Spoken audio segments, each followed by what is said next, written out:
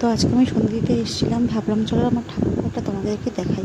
এটা হচ্ছে আমার কানাই, এটা মা সরস্বতী, লোকনাথ বলো, তারপরে জগন্নাথ, রাধা মাধব, এটা মা কালী, গণেশ, এখানে রয়েছে ভোলে বাবা, রাম, সীতা, লক্ষ্মণ রয়েছে, ওখানে রয়েছে আমার নৈহাটির বড় মা, ওপরে আরও কিছু ঠাকুর রয়েছে, এটা হচ্ছে আমার মা লক্ষ্মী, ওপরে দুর্গা, বজরঙ্গবলী, তারপরে আমার গুরুদেব, আর ওখানে রয়েছে গণেশ, লোকনাথ।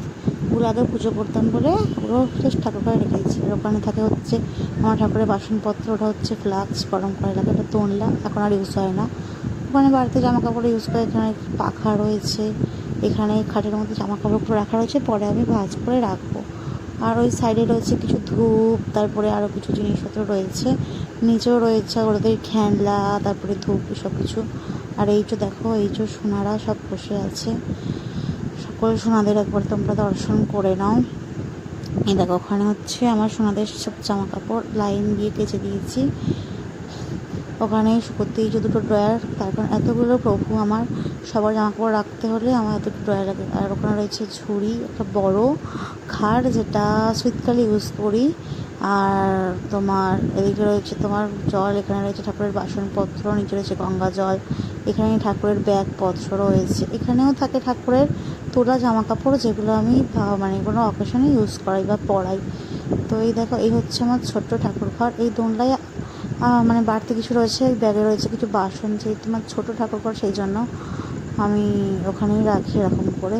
তো এই হলো আমার ঠাকুর ঘরের ছোট্ট ট্যুর।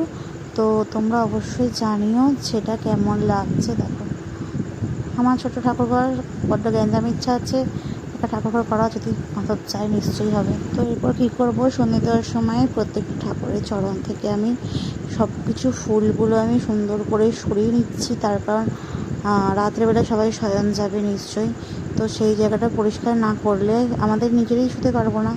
দেখো, সোনাদেরও সব কিছু ফুলগুলো সব তুলে নিলাম, যাতে ওরা ওখানে সুন্দরভাবে শয়ন দিতে পারি। ফুল ওটা আমি মেলায় গেছিলাম, কিনেছিলাম। তো দেখো, সুন্দর করে সব ফুলগুলো আমি সব খুলে নিচ্ছি।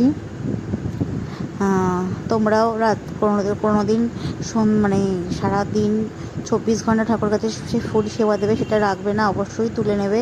তার কারণ সন্ধ্যাবেলা ফুলগুলো রাখলে ওরা না, মানে আমরা যেমন একটা ঘরেতে নোংরা পড়ে থাকতে পারি না, তেমন ফুলগুলো শুকিয়ে যায়, তো ঘ্রাণও চলে যায়, সেই জন্য এগুলো মানে করে নেওয়া উচিত, তুলে নেওয়া উচিত।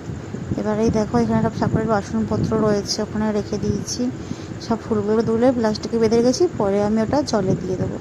তো এদিকে আমি কি একটা করছিলাম বলে ক্যামেরাটা একটু এরকম হয়ে গেছে। তো এই দেখো, এখানে রয়েছে ধূপদানি, সমস্ত কিছু রয়েছে।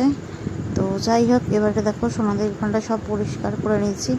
এবারে তোমার ওই তুলি দিয়ে সবার ওই জল, মানে ওই চন্দন যে দিয়েছিলাম সেগুলো তুলে দিচ্ছি, তার কারণ স্বাভাবিক ওই অবস্থায় কেউ থাকতে পারে না, সেই জন্য সবাই এরকম তুলি দিয়ে নরম দিয়ে আস্তে আস্তে করে মুছে, ছোট্ট একটা সুতির মানে কাপড় দিয়ে ভালো করে আলতো করে মুছে দিচ্ছি, চেপে মুছবে না, তার কারণ সোনাদের তাহলে কষ্ট হতে পারে। তো এই দেখো, সবারই আর সব তুলে দিয়েছি।